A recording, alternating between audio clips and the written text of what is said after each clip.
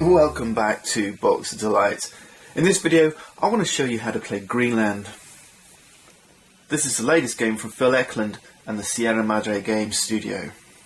It's a game for 1 to 3 players. I'm going to demonstrate the solitaire, the one player game, though I will make mention of the multiplayer game, the 2 and 3 player, just to give you a sense of what that game involves and hopefully learn to play as you watch.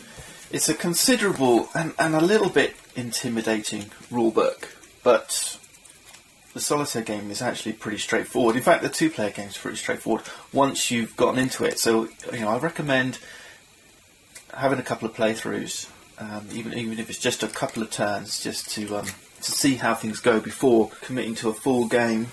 Let's have a quick look at the components. So we've got our rulebook. We've got some black, white, and orange tokens. These represent iron, ivory, energy or wood for burning for energy. We've got a stack of 16 event cards. In the 2-player game or 3-player game, you'll use just 10 of these from the deck. For the solitaire game, you're going to use all 16, and this is going to act like a timer. We're going to play 16 turns, 16 generations before the game ends, and we have to survive those 16 generations in order to survive.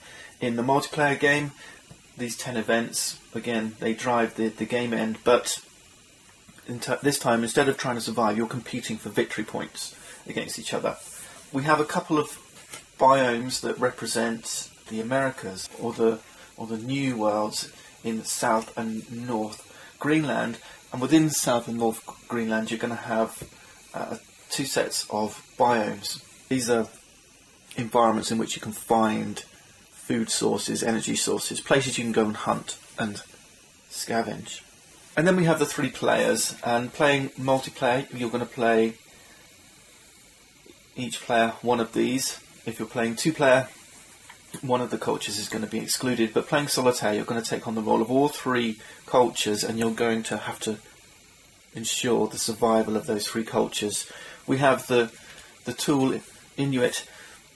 These are our modern day Inuit. The Tunit or the Dorset culture, who unfortunately are now extinct. And then our Viking culture, the Norse, who were one of the early settlers and gave the name Greenland to this icy barren country.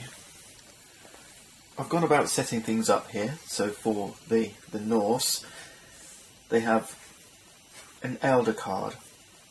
Alright, and this is going to be used to track what elders you have within your culture. The same for the tool and the Tunit. And each one of these cards has 2 sides. A black and white side for monotheism and a coloured side for polytheism. Playing the solitaire game, I don't think there's any value from changing your religion to become kind of this Christian society. So it makes more sense playing solitaire or cooperatively. Yes, you can play this cooperatively. The same rules apply. Just one or more of you controls different cultures. But depending on which culture which religion you adopt, then you have different actions from your elders. So investigate that for the multiplayer game. But for the solitaire, we're gonna stick with polytheism. And each culture takes 6 cubes, and these 6 cubes represent your starting elders. So we have 1 whaling chief, a shaman or shaman, a sage, a war chief, tracker, and mariner. Now this is a little bit precarious, the way that these cubes are assigned. You can have 1 or more elders of each type, but each of these elders is going to give you some kind of special, and we'll look at those in turn as we play. I've done the same for the Norse and the Tunit, and in addition, each player starts with 6 hunters. We place these below the elder card. Now there's 5 small cubed hunters, and then there's a larger sized hunter. He's called the Alpha. And the Alpha has a special ability, and again we'll look at that when we come into gameplay. All remaining cubes are in a reserve pool called Valhalla. Now what I'd like to do is actually place these on the card.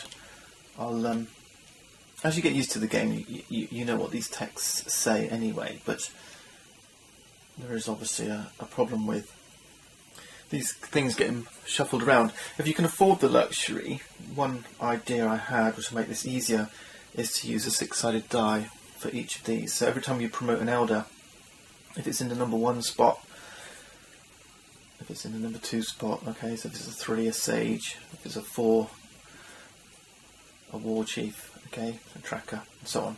Alright? So you would have a multitude of dice instead of these small cubes. If you can find some small dice, that would be ideal. Alright, but there you go. That's these are the components we're working with, and they work perfectly well. Just look out for knocking things off the cards is all. Each player also starts with a number of daughters, 3 each for the yellow and green player, but only 2 for the red Norse player. But they do get to choose one of these livestock instead. We have cattle, pony, a goat, or a sheep. We'll talk about the nuances of these as we get going, but I'm going to choose the goat for the solitaire. These other ones, these snowflake icons, these are like upkeep costs. Okay. The goat has no upkeep cost, and playing cooperatively, no one's going to be raiding and trying to steal your goats. So the fact that he's any more or less productive doesn't mean he's any more or less of a target playing co-op, but I like the idea that he doesn't have an upkeep. So we're going to keep the goat, and then the cattle or sheep, they go off to the side. They could be picked up later. In addition, each player starts with 5 orange discs, 1 white disc, and 1 black disc. I've shuffled up the event deck and the North and South Greenland decks. We placed them like so. The peaceful Markland card goes here to the right of North Greenland. There's also a hostile Markland, black and white, that's face down. And then similarly for South Greenland, we've got peaceful Vinland. The green player starts with 5 cubes, not elders, not hunters this time, but colonists on Markland for the start of the game. Any cubes that are in either of these New World cards are considered to be colonists. Now we need to create 2 rows, north and south, of 6 biomes each. So we just draw from the top, north for north, south for south.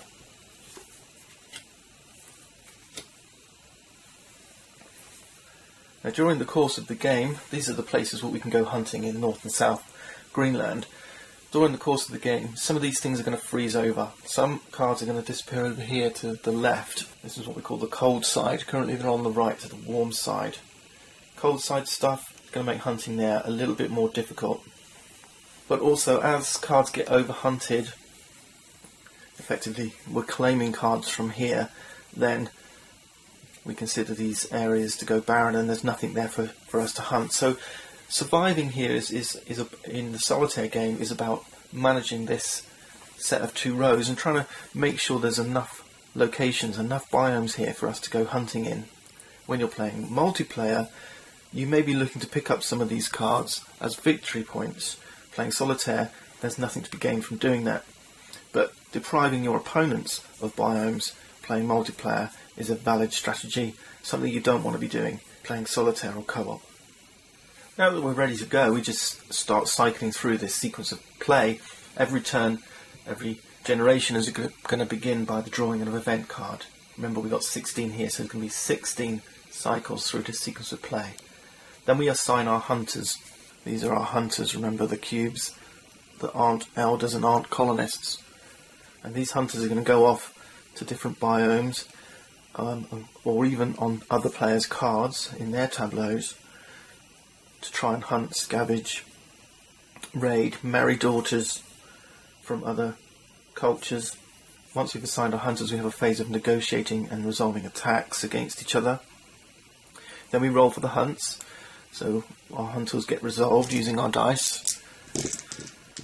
Any domestic animals that we have in our tableau then, like the goat here, the settlement goat, resolve. And then our elders can take actions, and then we go back to the beginning. All the time here, so playing multiplayer, we're seeking to win victory points. playing solitaire, we're looking to survive. And basically that means making sure we've got enough energy, enough food to keep our colony alive. So we need to make sure we've got enough peoples, enough of these tokens. And our means to getting more peoples and more tokens is to go hunt, find tools, find domesticated animals that sustain our populations. Because these event cards, these are going to cause bad things to happen. They're going to cause elders to die off. They're going to have disease happen, decimation amongst our peoples if we become overcrowded or we don't have the right leadership, and depletion of our energy through weather events and so on. So let's take a look and start the game with the first event.